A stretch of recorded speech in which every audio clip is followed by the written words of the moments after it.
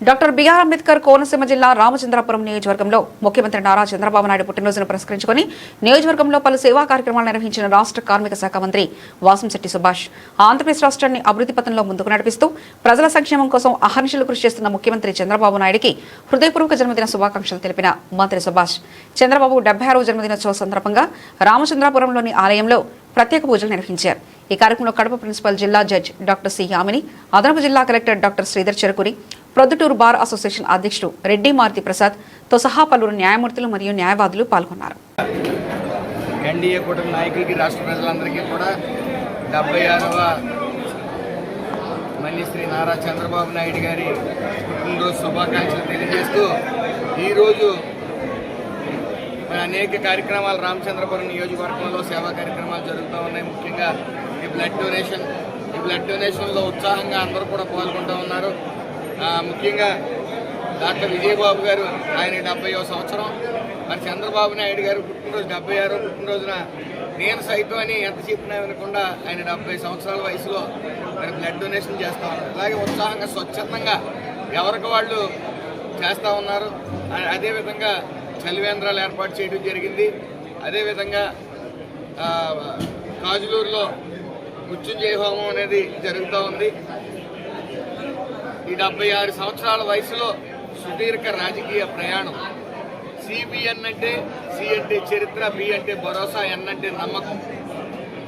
ఆ ఈక్వేషన్తోనే ప్రజలందరూ నమ్ముతూ వచ్చారు. గత 5 ఏళ్ళు ఏదైతే జగన్మోహన్ రెడ్డి దొంగ ముద్దులతోని దొంగ హామీలతోని మరి ప్రజలకు ఒక్క ఛాన్స్ అనుకుంటూ దగ్గరయ్యి 151 సీట్లు వచ్చిన తర్వాత ప్రజలందరూ కూడా చంద్రబాబు నాయుడు గారు లేని లోటు ఈ వైసీపీ పాలనలో, రాక్షస పాలనలో చవి చూశారు. చంద్రబాబు నాయుడు గారు లేని లోటు, ఈ రాష్ట్రం ఏమవుతుంది చంద్రబాబు నాయుడు గారు లేకపోతే అనేది చూశారు. కాబట్టి మళ్ళీ 151 వచ్చిన వ్యక్తికి 5 తీసి 11కు పరిమితం చేశారు.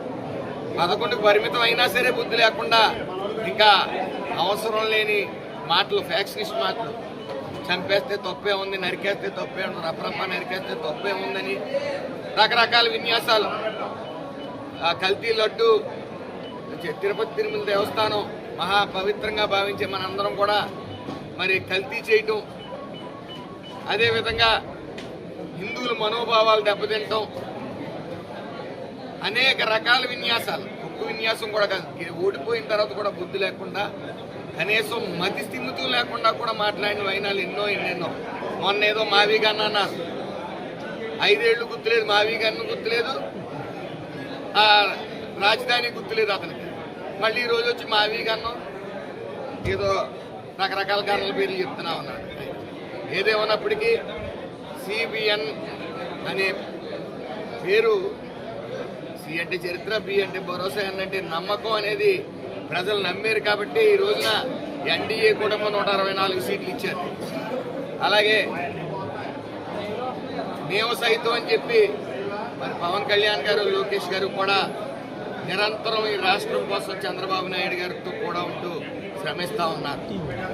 అలాగే ఈ రోజున సాధ్యం కాదు, రాష్ట్రం అప్పుల్లో ఉంది, రాష్ట్ర ఆర్థిక వ్యవస్థ చిన్నాభిన్నం అయిపోయిందని, మీ ఏమి అమలు చేయలేరని శపథాలు చేస్తే, వైఎస్ఆర్సీపీ శపథాలు చేస్తే, ఈ రోజున సూపర్ 6 సూపర్ హిట్ చేయడంతో పాటు అభివృద్ధి విషయంలో కూడా 175 నియోజకవర్గాలు ముందంజలో ఉంటాం.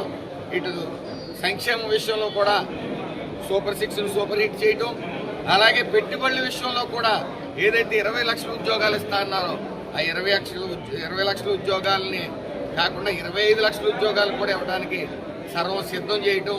మరి రానున్న కాలంలో ఖచ్చితంగా ఈ ఆంధ్రప్రదేశ్ సువర్ణ ఆంధ్రప్రదేశ్ గారి రూపుదిద్దుకుంటుందని ఏ విధమైన సందేహం లేదు. చదువుకున్న వారు కానీ మతి స్థిమితంలో ఉన్న ఎవరు కూడా జగన్మోహన్ రెడ్డికి ఓటేరు. ఎందుకంటే ఆఖరి క్రెడిట్ చోరీ కూడా పాల్పడతా ఉన్నాడు. హర్షల్ మిట్టల్ నేను తీసుకుని వచ్చానంటాడు, మొన్నేమో సాధ్యం కాదని బల్లగుద్ది చెప్పాడు. ఇతనికి మరిస్థిమితం లేదని ప్రజలు గమనిస్తూ ఉన్నారు. లండన్ మందులు వికటించాయని కూడా గమనిస్తూ ఉన్నారు. ఆయన చేష్టలు కూడా వింతగా ఉన్నాయి. ఏదేమన్నప్పటికీ గత 5 ఏళ్లలో ఏదైనా కార్యకర్త బయటకు వస్తే, తెలుగుదేశం బీజేపీ జనసేన కార్యకర్త బయటకు వస్తే జైల్లో పెట్టి సునకానందం పొందేవారు.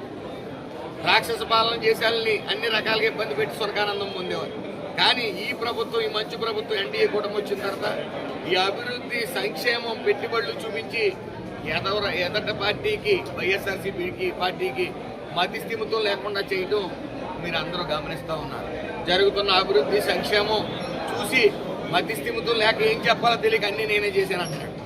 ఏదేమైనప్పటికీ ఆ భగవంతుడు అతనికి మంచి ఆరోగ్యం, మంచి మధ్యస్థిమితం ఇవ్వాలని ఆ సర్వేశ్వరుని కోరుకుంటూ, అలాగే నిరంతరం ఈ రాష్ట్రం కోసం శ్రమిస్తున్న నారా చంద్రబాబు నాయుడు గారికి ఆ సర్వేశ్వరుడు ఆయుర ఆరోగ్యాలు ఇవ్వాలని మనస్ఫూర్తిగా కోరుకుంటూ